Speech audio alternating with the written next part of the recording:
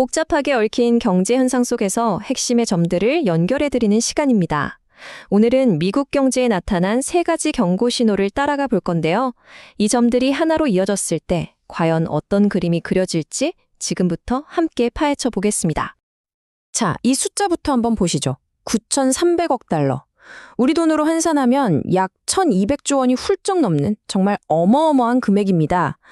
일부 경제학자들은 이 숫자 때문에 밤잠을 설친다고까지 하네요. 네, 이건 그냥 단순한 돈의 액수가 아닙니다. 미국 경제 한가운데 거대하게 서 있는 하나의 벽, 그것도 곧 만기가 닥쳐오는 부채의 벽을 상징하는 숫자입니다. 이 거대한 벽은 바로 상업용 부동산, 우리가 흔히 CRE라고 부르는 시장에 있습니다.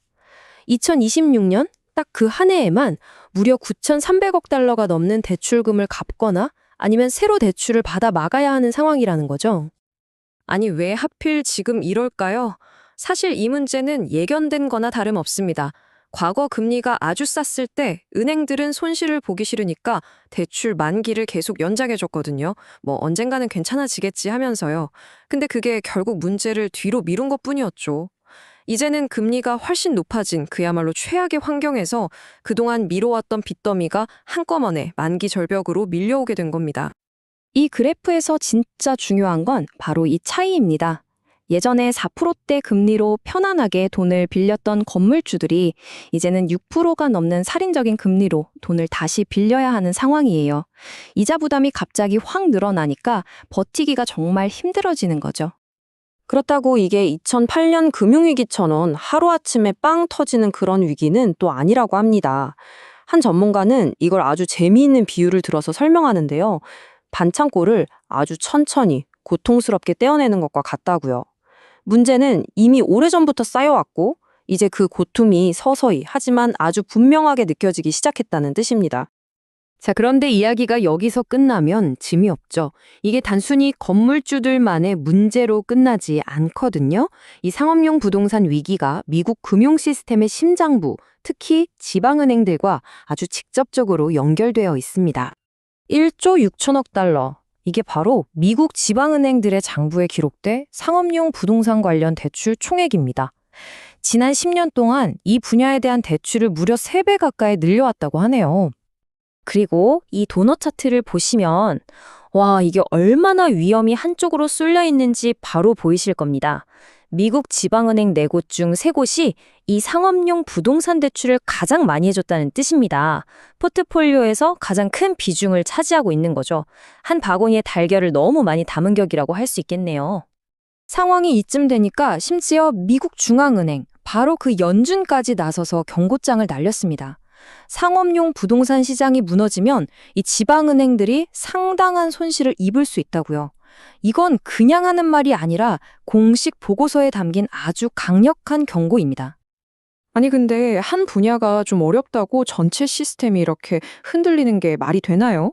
원래는 그러면 안 되는 게 맞죠. 하지만 지금 시스템이 유독 취약한 이유는 이 상업용 부동산 문제가 훨씬 더 거대한 구조적인 균열 위에서 벌어지고 있기 때문입니다. 그 균열의 정체를 알려면 시야를 확 넓혀서 이 그림을 봐야 합니다. 미국 의회 예산처 CBO의 자료인데요. 시간이 갈수록 미국 경제 규모에 비해 나라 빚이 얼마나 가파르게 치솟을지를 보여주는 예측입니다. 바로 이 국가 부채가 시스템 전체를 흔드는 진짜 근본적인 취약점이라고 할 수 있죠. 맞습니다. 진짜 문제는 단순히 민간 기업의 빚이 아니라 바로 나라 빚, 공공부채입니다. 현재 미국의 국가부채가 늘어나는 속도는요, 정부 스스로 내놓는 보고서에서조차 이대로는 지속 불가능하다고 인정할 정도입니다. 이건 비평가들 얘기가 아니에요. 미국 재무부가 자기들 보고서에 직접 쓴 문구입니다. 현재 정책은 지속 불가능하다. 지금 이 방식으로는 도저히 답이 안 나온다는 걸 정부 스스로가 인정한 셈이죠. 만약에 이대로 계속 간다면 어떻게 될까요? 의회 예산처는 2050년쯤 되면 미국의 국가부채가 그 나라 전체가 1년 동안 벌어들이는 돈, 즉 GDP의 200%에 달할 수도 있다고 예측합니다. 정말 상상하기 힘든 수치죠. 이렇게 통제 불능으로 치닫는 나라 빚은 재정 지배, 영어로는 피스컬 더미넌스라는 아주 위험한 상황을 만들 수 있습니다. 말이 좀 어렵죠? 제가 아주 쉽게 한번 풀어드릴게요. 자, 건강한 경제는요, 중앙은행이 운전대를 잡고 물가 안정이라는 목표를 향해 가는 통화 지배의 상태입니다. 정부는 조수석에서 세금 걷고 돈 쓰면서 파트너 역할을 하죠. 그런데 재정 지배는 이게 완전히 뒤바뀌는 겁니다. 정부 빚이 너무 많아지니까 조수석에 있던 정부가 갑자기 운전대를 빼앗으려고 하는 거예요. 물가 안정은 나중 문제고 일단 우리 빚부터 갚게 저금리로 달려! 라고 소리치는 격이죠. 중앙은행의 독립성이 무너지는 겁니다. 그러니까 핵심은 딱 이거예요. 정부의 재정, 즉 빚과 씀씀이가 중앙은행의 고유 권한인 통화정책을 완전히 장악해버리는 최악의 시나리오. 이게 바로 재정 지배입니다. 그럼 이 재정 지배라는 게 우리 삶에 구체적으로 어떻게 파고들까요? 그건 바로 모든 사람의 지갑을 노리는 아주 교묘한 숨겨진 세금의 형태로 나타납니다. 이게 어떤 순서로 진행되냐면요. 먼저 정부가 빚을 내려고 채권을 발행했는데 시장에서 아무도 안 사주는 상황이 벌어집니다. 그래도 정부는 돈을 써야 하니까 중앙은행인 연준한테 떠넘기죠. 그럼 연준은 사실상 돈을 새로 찍어서 그 채권을 사줄 수밖에 없게 돼요. 이렇게 풀린 돈은 당연히 돈의 가치를 떨어뜨리고 물가를 끌어올리겠죠.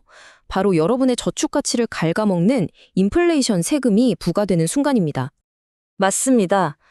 이건 뭐 법으로 정해진 세금이 아니에요. 그냥 내 월급, 내 예금의 가치가 스르륵 녹아내리는 거죠. 소리 없이 내 은행 계좌와 지갑 속 현금의 구매력을 훔쳐가는 보이지 않는 세금입니다. 결국 우리 모두의 자산을 갉아먹는 결과를 낳게 됩니다. 결국 우리는 아주 명백한 선택의 기로에 서게 됩니다. 이 어마어마한 빚을 만들어내는 가장 큰 원인이 바로 사회보장제도나 메디케어 같은 대규모 복지 프로그램 지출이기 때문입니다. 자, 그래서 우리 앞에는 두 가지 길이 놓여 있습니다. 첫 번째 길은 고통스럽더라도 허리띠를 졸라매고 지출 구조를 개혁해서 재정 건전성을 되찾는 길입니다. 그리고 두 번째 길은 그냥 지금처럼 계속 가다가 결국 높은 인플레이션과 금융 시스템 붕괴라는 혹독한 대가를 치르는 길이죠. 우리는 오늘 상업용 부동산이라는 작은 문제점에서 출발했습니다. 하지만 점들을 하나씩 연결해 보니 이것이 국가부채라는 거대한 구조적 취약성이 드러난 하나의 증상일 수 있다는 것을 알게 됐죠. 우리에게 남겨진 질문은 바로 이것입니다. 이 작은 균열들이 제때 수료될 것인가? 아니면 시스템 전체를 무너뜨리는 거대한 파국의 신호탄이 될 것인가?